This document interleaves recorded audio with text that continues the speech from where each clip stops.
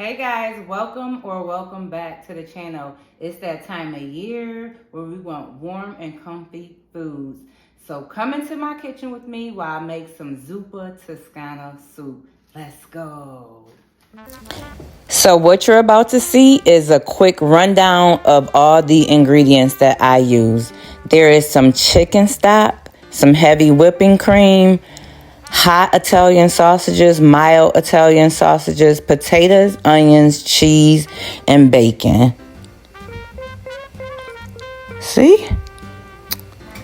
Really quick. I didn't know if you guys were able to see those in the back, so I put those over to the side. And this is just a few seasonings, some garlic herb, black pepper, Italian seasoning, and crushed red peppers. And so for me, I hate getting popped by the grease, so I put that bacon in the oven and voila, just like that. Put it to the side until I got ready to cut it up for my dish. Now this is me just pouring the chicken stock in the pan that I'm going to make this soup in. Self-explanatory. So I started off using the first two because my family is larger. I always supersize my meals, and you'll see that in a moment. So after I pour this second carton of chicken stock, you're going to see me put in a chicken bouillon cube. And I did that for added flavor because these were chicken stocks from Aldi's. This was not Swanson. And I love things to be more flavorful. And it worked. So now you see me beginning to mash and try to brown the sausages. Well, it is going to brown, but what you really see me trying to do is mash the sausages. I took the sausages that were in casings out of the casing because I couldn't find it regular. So I took it out of the casing, put it in the pot, and it scrambles just like the regular sausages. So here I'm just going to continue browning and browning until this is completely brown through and through. Because like I always say, I want to make sure I'm feeding my family well done, well prepared foods. And as you can see, the meat starts to give a little. It's working with me. I'm working with it.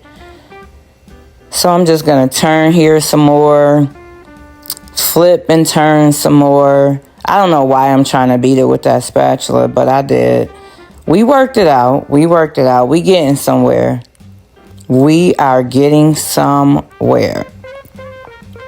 See, now I'm back in with the masher, and I'm just going through, trying to finally ground this up to make sure there are no undone pieces of sausage in this dish. And I do a pretty good job. See? It's pretty done now. So you could do this by eye. You can go by package instructions, but I really went by eye. So I go through and I make sure I don't see any undone sausage bits in this entire pan of sausages. So what you see me doing here is just pouring the potatoes that I cubed off camera because unfortunately I work at the corporate plantation, so I had to prepare this during my lunch. So that's what I did here. And so I'll cook my potatoes right in with the chicken stock. I've seen other people cook their potatoes on the side in water. Feel free to do what you like in your kitchen.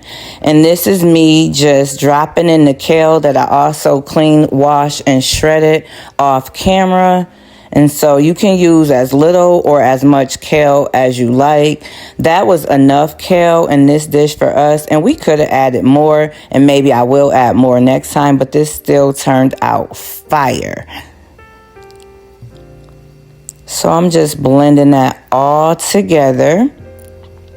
And so now you're just seeing me add some seasoning to this. This does not require a whole lot of seasoning because the sausages are so flavorful. They kind of go through the whole dish and make it flavorful. So I'm just using a little here, and I taste as I go to make sure that the dish is coming out flavorful and to my liking. So all the seasonings that you've seen in the lineup in the beginning, those are what I am using at this point.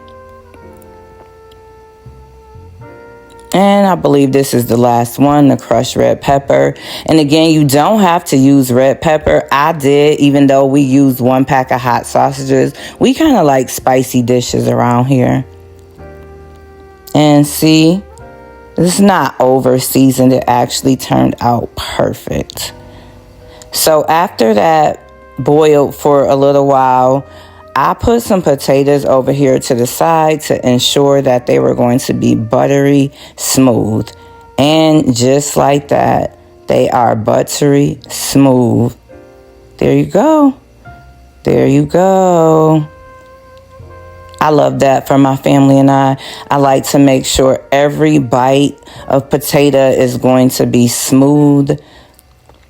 And so now, as you guys seen before, I love to saute my onions and peppers and things to the side. So this dish doesn't have peppers, but I'm going to saute my onions and garlic off to the side. I just used a little bit of oil. You can use butter, oil, whatever you like. And so I'm just going to play around with these until they're a little translucent, and I'm going to drop them into my soup. And I add the garlic last because, as you know, garlic burns quickly and it cooks pretty fast. So I'm just giving this a few stirs until it's actually to my liking. This is something that you can see with your eyes when it's translucent. So that's what I'm doing here. I'm just stirring this up until it's translucent. When it gets just about translucent, I drop those garlic cloves that I diced up in there. I did that off camera as well. And so now I'm going to mix this up a little bit. So what you see here, just giving it a good stir. This won't take long at all. And once this is all stirred up, you're going to see me just finish stirring it. And I'm going to drop it into the soup in one moment. And again, this is Zuppa Toscana soup. It's a mimic of the Olive Garden recipe, but of course it's my way. I do all things my way in my kitchen, and my family is large, so I just had to learn how to do things my way. So there, I'm just adding all of those onions and garlic cloves. And can I tell y'all, you may not want to skip the garlic in this dish. The garlic made this so flavorful. It smells so delicious. So now I'm just dropping that well done sausage over into my dish, and you'll see me completing that here. And again, this is one of my favorite spoons because it's also a strainer.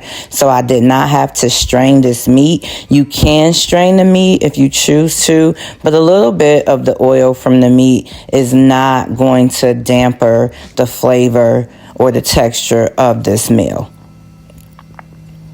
So I'm just continuing to empty out that pan into the pot of soup. See, that's a great amount. So now I'm just stirring this all together, and you're going to get a bite of potato, sausage, kale with every spoonful. That was my intention, and I think it worked out pretty darn well. I really do. I think it worked out pretty well. So if you can see me stirring it, you see that there's no empty spots. There's no holes. So now I'm just adding the Parmesan cheese. And of course, it's best to use fresh cheese. But again, I worked on the plantation all day, so I wanted this to be quick and easy. But if you prefer to shred a block of cheese, do so. I prefer freshness as well, but for this, I wanted it to be quick. And so now I'm just putting the heavy cream, and I'm just eyeing it. There's no measurements. So for me, I'm pretty good at doing recipes without measurements unless it requires specific measurements, then I can do that. But for soups and stews and frying and things like that, I just eyeball everything. See, I just make sure that every corner of this pot has whipping cream in it and it changes the color. See? Oh, this turned out so good, I promise y'all. So I bought some Italian bread pre-sliced and some garlic butter. Again, if you want to use garlic knots or loaf regular bread and make your own garlic butter bread, feel free to do that. But this was a work night, so I wanted to make it quick and easy for my family and I. So that's what I did. And here, the demo plate that goes to my husband. I'm buttering up his bread and I'm going to fill his bowl here in a moment. And yes, y'all, he eat a lot. He ate all 3 slices of that bread. It's not that big, but he still eats a lot because he enjoys my food, plain and simple. So I'm going to butter this last piece of bread, and then you'll see me filling up this bowl here. I'm going to fill it up just about to the brim. You'll see that, and then we're almost done. We're all going to sit down and enjoy this soup.